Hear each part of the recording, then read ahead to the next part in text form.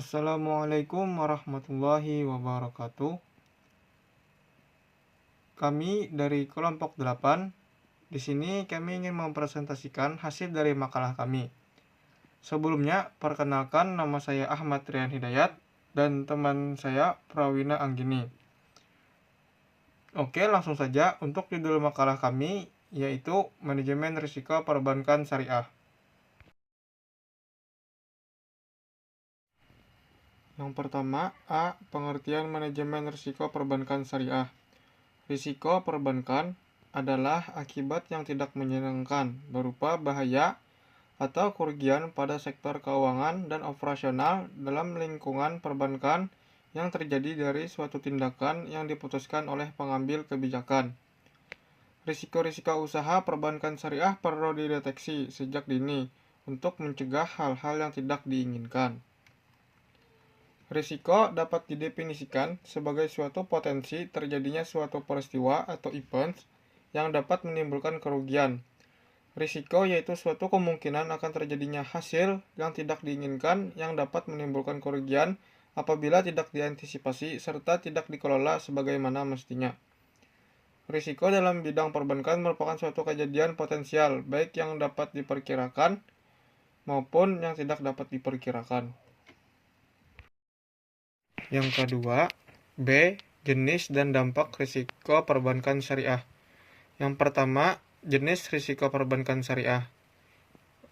Jenisnya sendiri terdiri menjadi 10, yaitu risiko pembiayaan, yang mana ialah risiko perbankan yang timbul sebagai akibat dari kegagalan pihak debitur dalam memenuhi kewajibannya sesuai akad yang disepakati. Yang kedua, risiko pasar. Risiko pasar adalah risiko yang akan terjadi apabila terdapat pergerakan variabel pasar yang berbeda dengan portofolio yang dimiliki oleh bank. Yang ketiga, risiko operasional. Risiko operasional yaitu risiko yang dapat terjadi sebagai akibat dari tidak optimalnya fungsi sistem informasi dan pengawasan internal bank syariah. Yang keempat, risiko hukum, yaitu risiko yang diakibatkan oleh lemahnya aspek yuridis perbankan syariah. Yang kelima, risiko likuiditas. Risiko likuiditas adalah risiko gagal bayar yang disebabkan ketidakmampuan bank dalam memenuhi kewajibannya yang telah jatuh tempo. Yang keenam, risiko strategi. Risiko strategi ialah risiko yang antara lain disebabkan oleh strategi bank syariah yang kurang tepat dalam pengambilan keputusan bisnis, kurang responsifnya bank syariah terhadap kondisi dan perubahan eksternal yang terjadi. Yang ketujuh, risiko reputasi. Risiko reputasi adalah risiko yang antara lain disebabkan oleh adanya pencitraan negatif pada sebuah bank syariah yang terkait dengan kegiatan usahanya. Yang kedelapan, risiko kepatuhan. Risiko kepatuhan adalah risiko yang terjadi akibat ketidakpatuhan bank syariah dalam melaksanakan peraturan perundang-undangan yang berlaku tentang kegiatan operasional perbankan syariah. Yang kesembilan, risiko imbal hasil. Risiko imbal hasil menurut peraturan BI tentang penerapan manajemen risiko bank syariah dan UUS adalah risiko yang terjadi akibat perubahan tingkat imbal hasil yang dibayarkan bank kepada nasabah karena terjadi perubahan imbal hasil yang diterima bank dari penyaluran dana yang dapat mengaruhi perilaku nasabah dan pihak ketiga bank. Dan yang terakhir ke-10, risiko investasi. Risiko investasi menurut peraturan BI tentang manajemen risiko bank syariah dan UUS adalah risiko yang terjadi akibat bank ikut menanggung kerugian usaha nasabah yang dibiayakan dalam pembiayaan yang berbasis profit and loss sharing atau berbagi hasil usaha dan menanggung kerugian. Yang kedua yaitu dampak risiko perbankan syariah. Sebagai dampak terjadinya risiko kerugian keuangan langsung, kerugian akibat risiko risk loss pada suatu bank dapat berdampak pada pemangku kepentingan atau stakeholders bank, yaitu pemegang saham, karyawan, dan nasabah serta berdampak juga kepada perekonomian secara umum. Ada 3 macam dampak risiko pada perbankan syariah, yaitu dampak terhadap pemegang saham, dampak terhadap karyawan, dampak terhadap nasabah, dan dampak terhadap perekonomian. Perkenalkan, nama saya Prawinanggini. Di sini saya ingin melanjutkan penjelasan materi tentang C, pengelola risiko perbankan syariah. Operasi bank Islam memiliki karakteristik dengan perbedaan yang sangat mendasar jika dibandingkan dengan bank konvensional. Sementara manajemen risiko juga harus diimplementasikan oleh bank Islam agar tidak hancur dihantam risiko. Oleh karena itu, apa yang dapat dilakukan? Cara yang paling cepat dan efektif adalah mengadopsi sistem manajemen risiko bank konvensional yang disesuaikan dengan karakteristik perbankan Islam.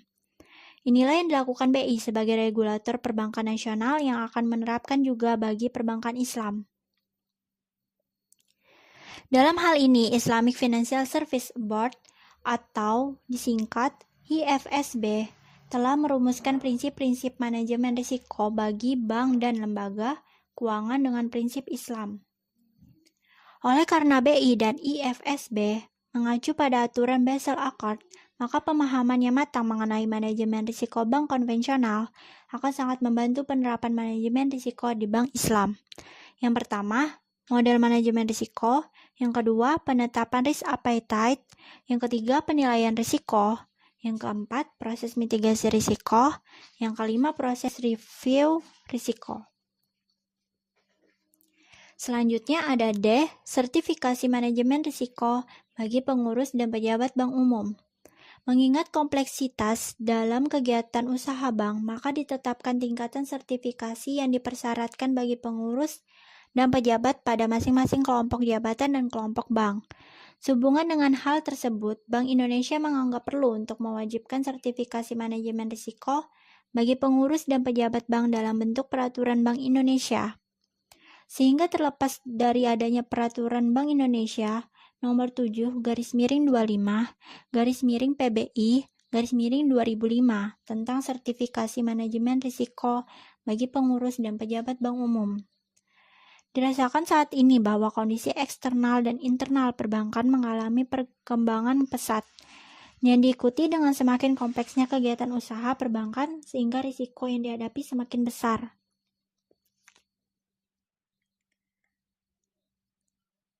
Sementara itu, adanya penutupan suatu kantor, menurunnya kinerja, terlibatnya orang oknum bank dalam manipulasi, banyaknya komplain dari customer, keterlambatan dalam membuat laporan, keterlambatan dalam memenuhi komitmen pada customer, banyaknya deadline waktu yang dilanggar, merupakan indikator lemahnya pengawasan yang nantinya akan berdampak fatal bagi bank ataupun perusahaan dan sekaligus menunjukkan lemahnya pengawasan pada bank tersebut. Akibat itu semua membawa risiko yang besar akan kelangsungan hidup usaha sebagai wujud bahwa perusahaan tidak berjalan dengan baik. Sekian dan terima kasih kepada teman-teman yang sudah mendengarkan hasil dari presentasi kami. Saya akhiri. Wassalamualaikum warahmatullahi wabarakatuh.